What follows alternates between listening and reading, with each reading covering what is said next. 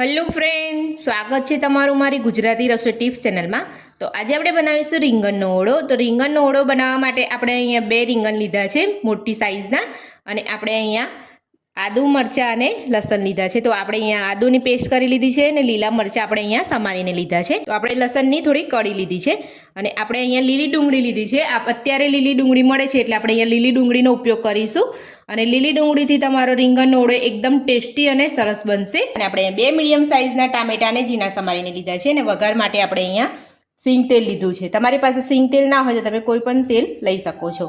અને આપણે અહીંયા 2 રીંગણ લીધા છે। તમારી પાસે આવા રીંગણ ના હોય તો તમે કાળા રીંગણ પણ મોટા લઈ શકો છો। રીંગણને તમારે ચેક કરવાનું છે કે તમારું રીંગણ કાણાવાળું યા તો તમારે કંઈ ખરાબ હોય એ રીંગણ તમારે અહીંયા નથી લેવાનું। બધી સાઈડથી એકદમ સરસ હોય એવું જ તમારે રીંગણ લેવાનું છે, નહીં તો કાણાવાળું હશે તો અંદર જીવડા કે ઈયળ નીકળશે। હવે આપણે રીંગણને ગેસ ઉપર શેકી લઈશું।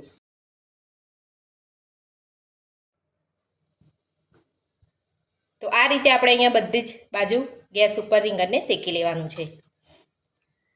સારી રીતે શેકવાનું છે, નહીં તો અંદરથી કાચું રહેશે। રીંગણને તો શેકાતા વાર નથી લાગતી, બધાને ખબર જ હોય છે કે જ્યારે પણ આપણે રીંગણનું શાક બનાવીએ ત્યારે પણ અહીંયા રીંગણને ચડતા વાર નથી લાગતી। એટલે અહીંયા આપણે આખું રીંગણને આપણે અહીંયા શેકીએ છીએ ગેસ ઉપર, એટલે આપણે અહીંયા થોડો સમય લાગશે। એટલે આપણે આ રીતે અહીંયા થોડું મીડિયમ ગેસ રાખી અને પછી આપણે અહીંયા રીંગણને શેકી લેવાનું છે। તો આ રીતે આપણે બંને જ રીંગણને આપણે અહીંયા શેકી લઈશું। તો આ રીતે જેમ જેમ શેકાય તેમ તેમ રીંગણને થોડું થોડું ફેરવતા જવાનું છે, એટલે આપણું રીંગણ અહીંયા સરસ શેકાઈ જશે।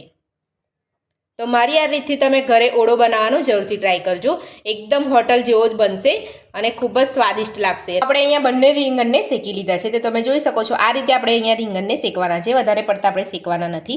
અને જો તમારે રીંગણને ચેક કરવા હોય કેવી રીતે તમને ખબર પડે કે શેકાઈ ગયા છે અંદરથી, તો તમારે રીંગણને આ રીતે કાંટાવાળી ચમચી લઈને તમે જોઈ શકો છો એકદમ આસાનીથી રીંગણની અંદર ચમચી જતી રહે છે।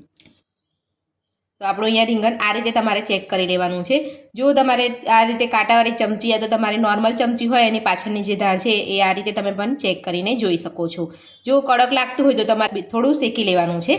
તો હવે આપણે અહીંયા રીંગણને થોડું ઠંડુ થવા દઈશું। તો રીંગણ આપણું ઠંડુ થાય છે ત્યાં સુધી આપણે અહીંયા કાઠિયાવાડી લસણની ચટણી બનાવી લઈશું। તો કાઠિયાવાડી લસણની ચટણી બનાવવા માટે આપણે અહીંયા 12 થી 13 નંગ જેટલી લસણની કળી લીધી છે। 1 મોટી ચમચી જેટલું આપણે અહીંયા કાશ્મીરી લાલ મરચું લઈશું। ત્યારબાદ આપણે અહીંયા 1 નાની ચમચી જેટલું જીરું લઈશું। આ બધું જ આપણે સારી રીતે વાટી લઈશું। તો કાઠિયાવાડી લસણની ચટણી બનાવવા માટે આપણે અહીંયા લસણ અને કાશ્મીરી લાલ મરચું અને આપણે જીરું જે લીધું છે એ આપણે અહીંયા સરસ ખાંડણીમાં વાટી લઈશું। તમારે મિક્સર જારમાં કરવું હોય તો તમે મિક્સર જારમાં પણ કરી શકો છો, પણ આપણે અહીંયા આ રીતે તમે વાટશો તો આપણી ચટણી એકદમ સરસ બનશે, સ્વાદિષ્ટ। એટલે આપણે આ રીતે વાટીને જ લેવાનું છે। તો આપણે અહીંયા બધું જ વાટી લીધું છે અને આપણે અહીંયા ચટણી બનીને તૈયાર છે। તો આપણા રીંગણ અહીંયા થોડા ઠંડા પડી ગયા છે। તો હવે આપણે જે ઉપરના જે કાળા છોતરા છે એ બધા કાઢી લઈશું। તો આપણે અહીંયા હળવે હાથેથી કાઢી લેવાના છે બધા છોતરા।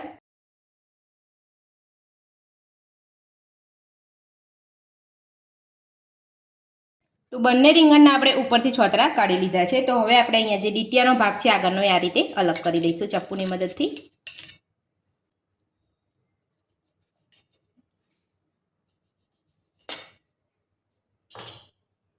અને આપણે આ કાંટાવાળી ચમચીથી આ રીતે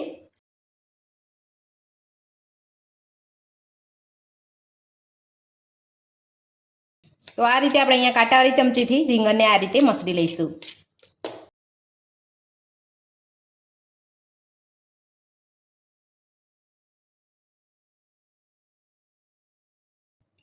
તો તમે આ રીતે સ્ટેપ બાય સ્ટેપ તમે રીંગણનો ઓળો બનાવશો તો તમારો સમય નહીં બગડે અને ખૂબ જ ઓછા સમયમાં તમારો રીંગણનો ઓળો બનીને તૈયાર થઈ જશે। તો રીંગણને આપણે બધું સારી રીતે અહીંયા મસળી લીધા છે। તો હવે આપણે અહીંયા ઓળાનો સરસ વઘાર તૈયાર કરીશું। તો ઓળાનો વઘાર કરવા માટે આપણે અહીંયા અડધો બાઉલ સિંગ તેલ લીધું છે। તો સિંગ તેલને આપણે ગરમ થવા દઈશું। તો તેલ આપણું અહીંયા ગરમ થઈ ગયું છે। તો હવે આપણે એમાં અડધી ચમચી જેટલી રાઈ નાખીશું। ત્યારબાદ આપણે અહીંયા અડધી ચમચી જેટલું જીરું નાખીશું। બધું જ આપણે સારી રીતે કકડવા દઈશું। તો સરસ આપણું અહીંયા જીરું કકડી ગયું છે। તો હવે આપણે અહીંયા જે ડુંગળીનો સફેદ ભાગ છે એ આપણે પહેલાં તેલમાં નાખી દઈશું।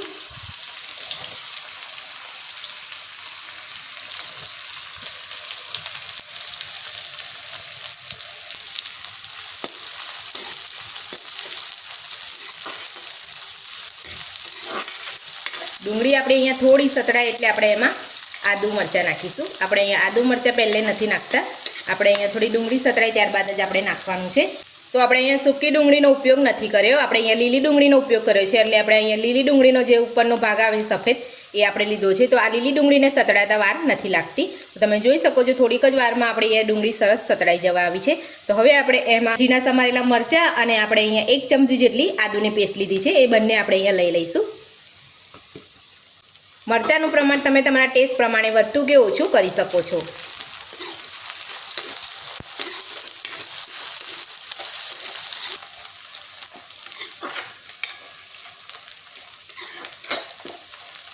તો હવે આપણે અહીંયા ડુંગળી સરસ સતળાઈ ગઈ છે. તો હવે આપણે એમાં ઝીણા સમારેલા ટામેટાં ઉમેરીશું. તમારે આ રીતે ઝીણા સમારેલા ટામેટાં ના લેવા હોય તો તમે ટામેટાની પેસ્ટ પણ લઈ શકો છો. અને તમે અહીંયા આપણે ઝીણા સમારેલા ટામેટાં લીધા છે અને કૂક થતા વાર નહીં લાગે. તો આપણે અહીંયા સ્વાદ પ્રમાણે મીઠું લઈ લઈશું. તમે જોઈ શકો છો આપણા ટામેટાં સરસ કૂક થઈ ગયા છે. તો હવે આપણે એમાં થોડી લીલી ડુંગળીનો જે આગળનો ભાગ છે આપણે અહીંયા થોડો ઉમેરી દઈશું અને આપણે અહીંયા થોડો બીજો રવા દઈશું, જે આપણે અહીંયા ઉપરથી નાખીશું ઓળામાં. તો અહીંયા ઉપરનો ભાગ જે છે એને સાતળાતા વાર નથી લાગતી. તો આ રીતે આપણે અહીંયા બધું મિક્સ કરી લીધું છે. તો હવે આપણે અહીંયા જે લસણની ચટણી બનાવી છે એ ઉમેરી દઈશું.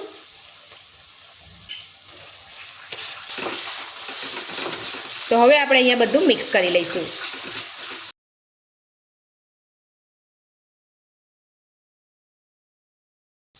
તો આપણે અહીંયા કાઠિયાવાડી લસણની ચટણી ઉમેરીને બધું મિક્સ કરી લીધું છે. તો હવે આપણે એમાં અડધી ચમચી ગરમ મસાલો ઉમેરીશું.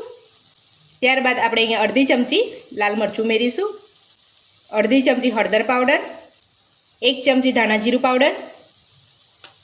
ત્યારબાદ આપણે બધું જ સરસ મિક્સ કરી લઈશું.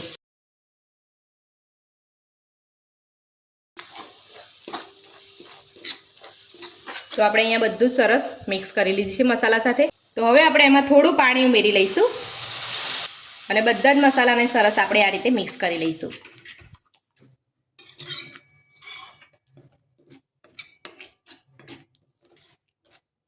તો તમે જોઈ શકો છો આપણું તેલ અહીંયા સરસ ઉપર આવી ગયું છે, એટલે આપણો મસાલો સરસ અહીંયા કૂક થઈ ગયો છે. તો આપણે અહીંયા મીડિયમ ગેસ ઉપર જ આ રીતે થવા દેવાનું છે. આપણે અહીંયા ફૂલ ગેસ નથી કરવાનો, નહીં તો તમારો બધો જ મસાલો અહીંયા તળિયે ચોંટી જશે. હવે આપણે અહીંયા મેશ કરેલું રીંગણ ઉમેરી દઈશું. ત્યારબાદ આપણે અહીંયા ઉપરથી થોડી લીલી ડુંગળી જે રાખી છે એ ઉમેરી દઈશું અને આપણે થોડા લીલા ધાણા ઉપરથી ઉમેરી દઈશું અને બધું જ આપણે સારી રીતે મિક્સ કરી લઈશું.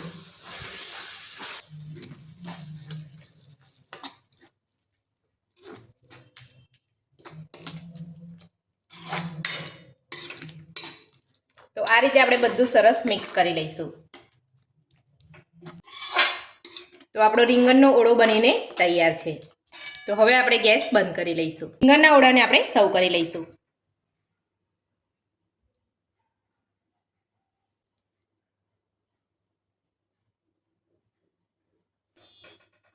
તો કાઠિયાવાડી ઢાબા સ્ટાઇલ રીંગણનો ઓળો બનીને આપણો તૈયાર છે.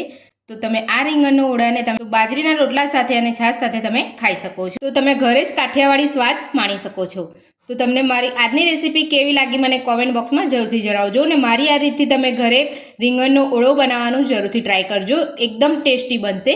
જો તમને મારી આજની રેસીપી પસંદ આવી હોય તો મારા વિડીયોને લાઇક કરજો, ચેનલને સબસ્ક્રાઇબ કરજો, તમારા મિત્રોને જરૂરથી શેર કરજો. Thank you.